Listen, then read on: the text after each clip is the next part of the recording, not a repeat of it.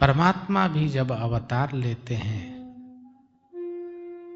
उसी समय निर्वाण का समय भी निश्चय हो जाता है। भगवान श्री श्याम सुंदर धाराधाम से गौलोक धाम जाने की तैयारी में है। उस समय उद्धव जी बार बार प्रार्थना करते हैं। भगवान ने कहा, हे उद्धव, मैं इस जगत में सदैव व्याप्त रहूंगा और मेरा स्वरूप। भगवान के ऐसे कहने पे उद्धव जी ने पूछा, प्रभु,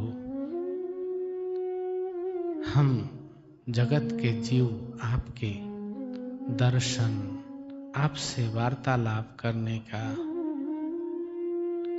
आपके कृपा के अनुभव करने के अभ्यस्त हो गए हैं और यह कैसे प्राप्त होगा आपके बिना। भगवान ने कहा, हे उद्धव, भागवत स्वरूप हूं मैं, जिसमें भक्त और भगवान हैं। जो इनका चिंतन करेंगे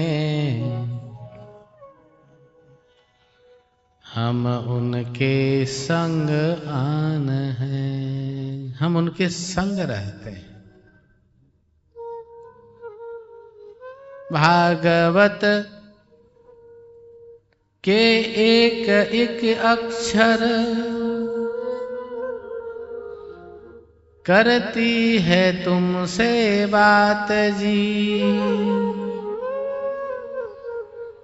एक दो श्लोक भी पढ़ लो, चाहे दिन हो या रात जी। जब भी मौका लगे भागवत जी का एक दो श्लोक चिंतन भी कर लो, चाहे दिन हो चाहे रात हो। पाओगे तुम अपने आप को श्री कृष्ण के पास जी। भक्ति बढ़ेगी, प्रेम बढ़ेगा, बन जाओगे दास जी। इनकी कृपा जोगी बनते हैं, भक्त और सन्यास जी। सभी इनके भरोसे रहते हैं, सब कुछ इनके हाथ जी। परमात्मा से बाहर कुछ नहीं होता। वह परमात्मा। भगवान ने उद्धव जी को कहा कि हे उद्धव, कली काल में और किसी भी काल में मेरा यह भागवत स्वरूप सदैव व्याप्त रहेगा।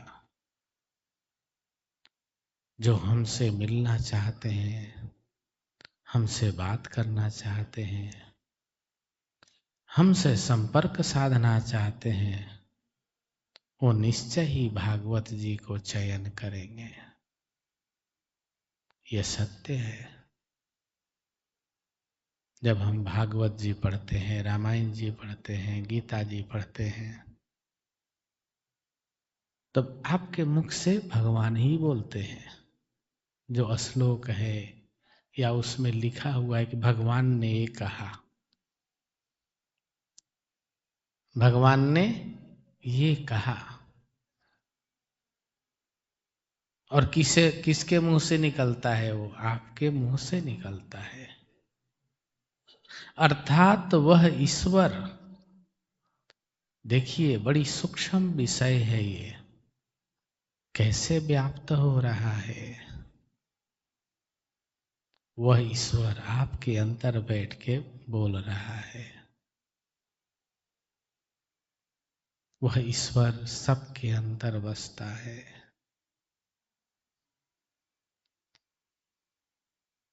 और उसका नाम परमात्मा है।